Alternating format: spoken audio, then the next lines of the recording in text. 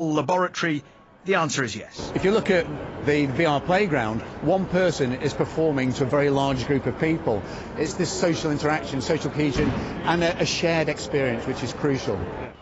If any town or city knows about the power of art to transform, it must be Hull, where the people appear to be loving its status as the UK's City of Culture. We're seeing a good reach into communities across the city, and the general sense of confidence and pride is up, and really confident cities can do anything they want. Back in Norwich, the big show this weekend is called Summer, Autumn, Winter, Spring. It's a 7-hour spectacular using local people, which is absolutely about uniting the community.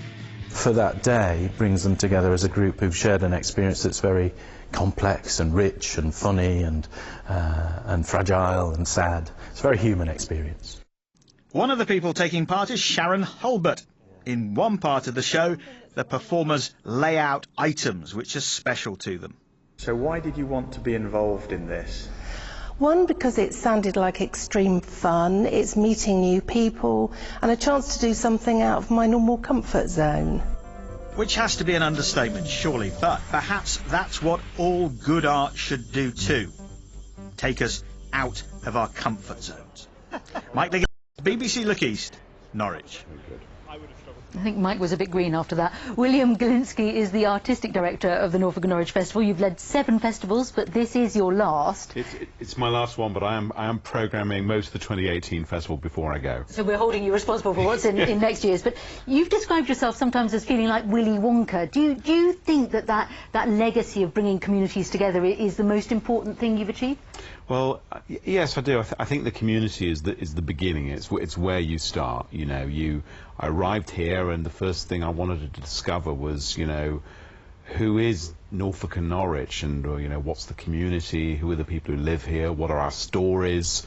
What's our shared history? And really to make things in response to who we are, where we live, and our shared dreams and aspirations, and bring people together. And given that importance of art and culture, do you think it's reflected in the funding that you get? For certain it is. You know, with the Norwich City Council and the Arts Council of England entrust us to do a big job and an important job, and I think for a city of this size, an arts festival really can create quite a head of steam and bring a lot of attention as well. We heard about Hull and the effect the City of Culture is having on Hull. Is that something that you think Norwich should aspire to? I mean, we hear how strong Norwich is as a cultural hotspot. Absolutely. I think Norwich should definitely put its hat in the ring for next time round. I think we'd be a great city of culture. There really is a lot going for Norwich. A lot of people are moving here, and I think Norwich is really in the ascendance at the moment. And as far as your highlights of the festival, are there things that stick in your mind over the last 7 years that you've been particularly proud of?